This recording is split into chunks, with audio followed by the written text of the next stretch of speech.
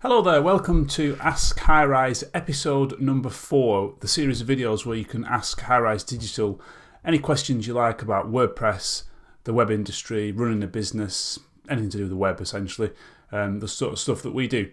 And in this episode, number 4 I believe, we're going to be looking at the question that I often get asked by WordPress developers, by clients, by people that build WordPress websites, and that is, should I upgrade or update WordPress to version 5? Now you might think that this is a bit of a silly question. Why is updating to a specific version going to be a problem? And the reason is because WordPress version 5 introduced something called the block editor. And the block editor changed the way you edit pages in WordPress. So it was a really big upgrade. It's a big step for WordPress to move from the classic WYSIWYG editor that it had to moving towards this JavaScript-based block editor that was a complete change. And there was a lot of fear that things were going to break. So a question I've been asked quite repeatedly is, as a business, what are we doing with clients? How are we moving them or upgrading to WordPress version 5 from where they were? So I thought I'd just outline here the sorts of approaches that we've taken. So for many clients, we still haven't upgraded a lot of them to WordPress version 5, but we will be doing shortly. For some clients we have, and for those we have done one of two things. So first of all, we've tested the upgrade on a staging site for the clients to make sure that nothing breaks. And actually in the whole, it's been quite a positive experience. Most things haven't broken. Now, let me explain why that's the case. Because for normal pages and posts in WordPress, where you haven't got anything sort of custom going on, if you like, then those are kind of going to work, essentially. The old editor's content gets dropped into the block editor, that's what was known as Gutenberg until it came live, as what's called a classic block. And your content just displays as you would expect it to, essentially. Now for custom post types that we might have added, where we've got things going on those edit screens that are out of the norm, if we'd say in WordPress, then those custom post types must be registered to use the REST API. And if they're not registered to use the REST API, then WordPress itself doesn't load the block editor on those screens. So it's just going to kind of do what it did as it was before.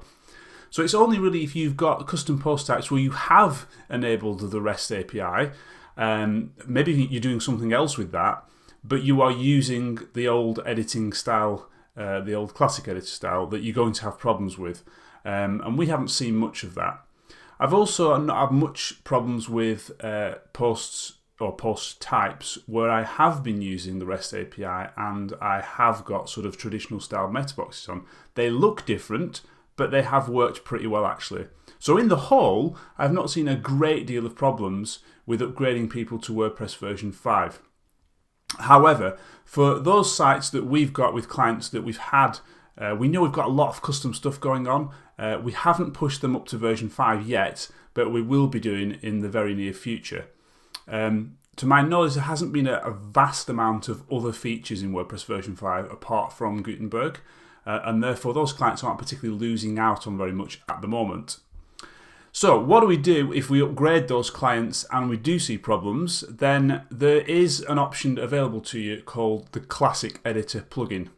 So released on WordPress.org, you can download it. It's called the Classic Editor plugin, and essentially what that does is it stops WordPress from using the block editor. So if you activate that, it essentially means that we can move those clients to WordPress version 5, but they don't have to use the new Gutenberg or block editor in that particular install when it gets upgraded. So they can stay on the editor that they were using before, and essentially nothing's changed. So obviously in time we want to move clients towards the new editor, but that is going to take time.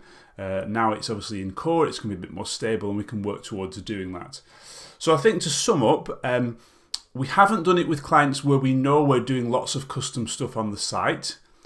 We will be doing that with clients shortly, and we'll be possibly utilising the classic plugin, the classic editor plugin, if it doesn't work out as we wanted. But for those sites that are a bit more standard, we have pushed them to version 5 and seen little issues. So therefore, hopefully that helps answer your question. But I think the key here is test, test, and test. Don't just push this live on a live website. We have quite a robust system of developing locally. moving things to a testing site to stage them and check what's going on allows clients to see that process so they can log in. And then obviously once everyone's happy, it gets pushed to a production or live site. And hopefully any of the bugs and things that will be ironed out and caught in that flow rather than getting to live and being caught. Anyway, so that's a bit about WordPress version 5, about how we have handled that with clients. And we'll see you on the next episode.